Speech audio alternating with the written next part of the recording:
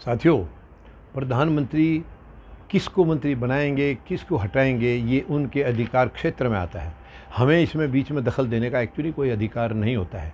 वो किसको काबिल समझते हैं। हालांकि इनके मंत्रिमंडल में काबिलों को नहीं बनाया जाता है, ज़्यादातर उनको बनाया जाता है जो आवाज़ ना उठाएं, जो शोर शराबा ना करें, जो प्रधानमंत्री की तरफ उंगली ना उठाएं या इनके फैसलों के ऊपर कोई उंगली ना उठाएं, चाहे फैसले कितने भी नाजायज़ हों, कितने भी गलत हों, मगर उंगली ना उठाएं। ऐसे लोगों को ज़्यादातर जो है ना प्रधानमंत्री महोदय ने मंत्री बनाया है।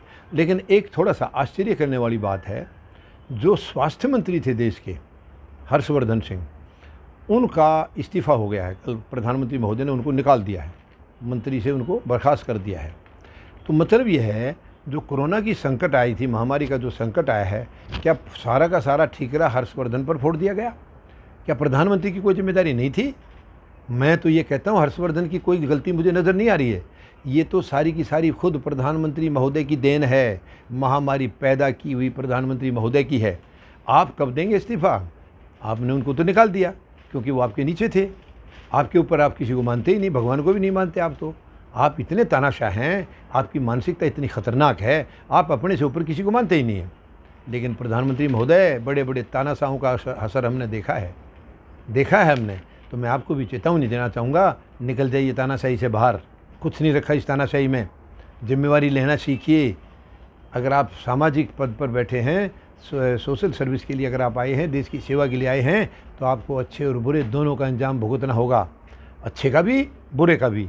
तो अब ये बुरे का तो आपने जो है ना स्वास्थ्य मंत्री पर डाल दिया। क्यों? क्या उनकी अकेली गलती थी? मैं तो पूरी तरह से आपको जिम्मेदार मानता हूँ। ये महामारी लाई हुई आपकी थी।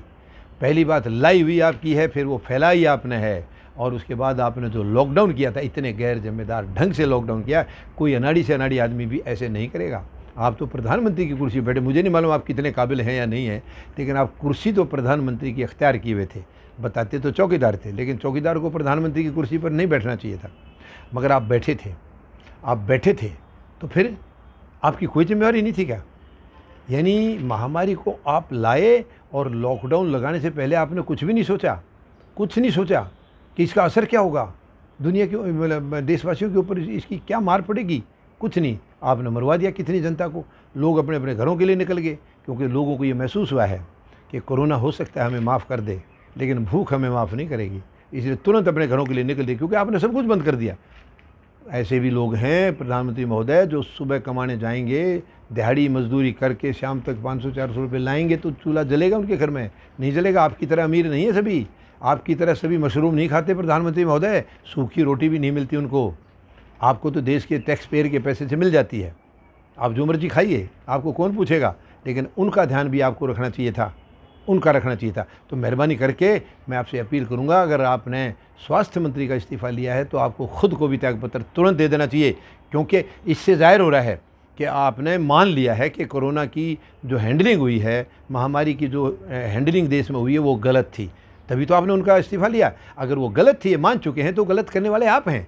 इसका मतलब आप ये मानते हैं गलत हुआ है, तो आपको तुरंत इस्तीफ़ा दे देना चाहिए।